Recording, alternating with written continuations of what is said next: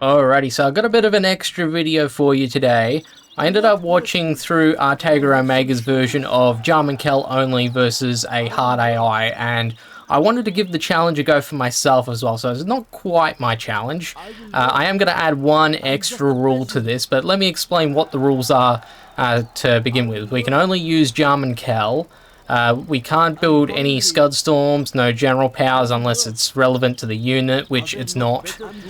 We can still use workers to build up our base, use up base defenses and all of that.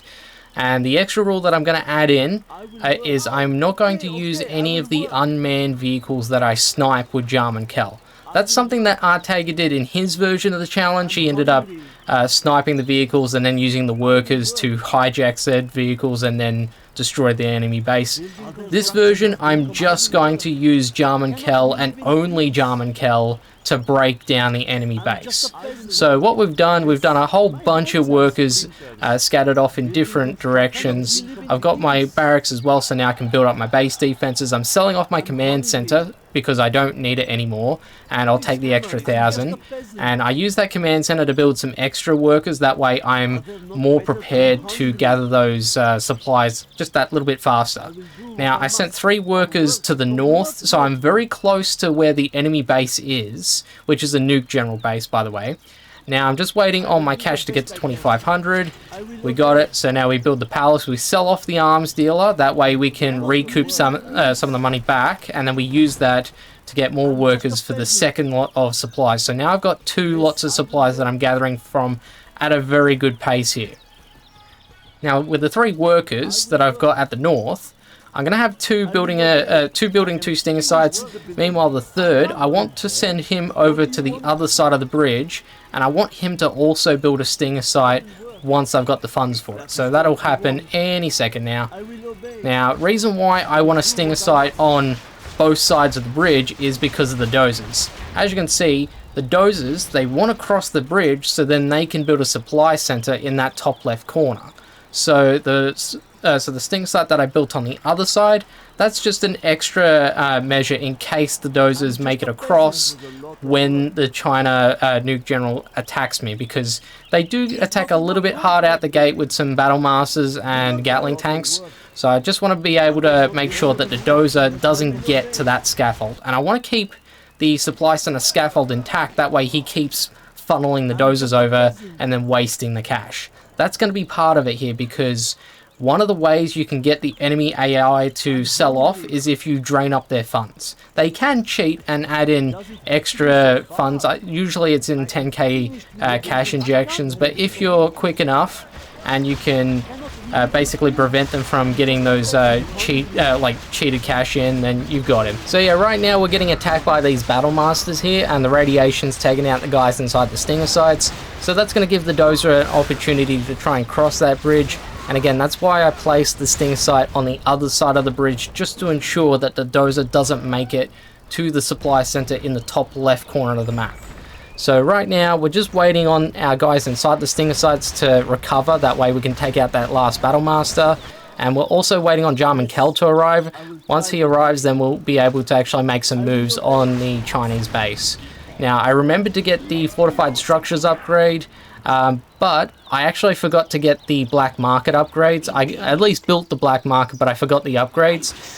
If I did remember to get the upgrades, I would have gotten the worker shoes and the AP rockets. Those 2 for sure would have been helpful to me had I remembered, but even without those upgrades, I still managed just fine using Jarmen Kell only to demo charge these buildings and wipe out the enemy AI. So right now with Jarmen Kell, I'm closing in on the war factory, and I'm not demo charging yet. I'm waiting for an opportunity for his units to move in for an attack, and then that way I don't have a lot of interference. Those 2 Gatling tanks next to the command center, they're the defensive units, so they're going to want to target my Jarmen now that he's revealed himself. Now, I took a chance, and usually I was able to get the demo charge off in testing, so I felt comfortable enough to risk it here. So I was able to place my charge. I blew up the war factory. They were able to get the prop center scaffold up, which that's going to be an issue here, because if he gets the prop center up, he'll be able to build inferno cannons and nuke cannons. and it'll also have access to the internet center and nuclear missiles too. It's mainly the nuke cannons and the inferno cannons because they're long range units, so if I try demo charging a building, they're more likely to take out my Jarmen if I'm not careful. So I took out the Gatling tank with Jarmen Kell and I got the demo charge off. So I ended up picking it at the right moment. I thought if I demo charge, like if I blow it up with the Battle Masters, I could do some more damage to the Battle Masters. So I did a little bit of damage, but I didn't do enough. I wanted to blow them up completely. So now they're building up their war factory. Had to rotate the camera a little bit, that way I could get the snipe off. There's one Battle Master nearby, but I felt comfortable enough to actually demo charge that one. So luckily for me, that Battle Master was an attacking unit, so I didn't actually have to worry about that at all, but there was a defensive Battle Master and they went in for the attack. But again, Battle Masters compared to Gatling tanks, they're not going to do as much damage. So even though they're building their prop center now, I wanted to make my next move on the supply center.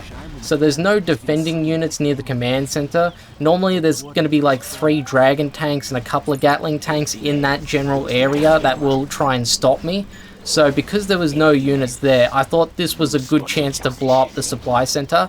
And that's going to be important here because if we can drain their funds and they have no legit way of actually making any more money and they've run out of cash, they will sell off. Even if they've got dozers, even if they've got a barracks and a war factory, they will sell. Now, I ended up using my Jarmen to take out the prop center scaffold. That way, like before, I can prevent the enemy from building nuke cannons and inferno cannons, because that's still going to be a threat to me going forward. So now that the coast is clear, I wanted to go for the war factory. We've demo charged that one. Also, another thing, reason why I'm picking remote charge and not time charge is because it's faster.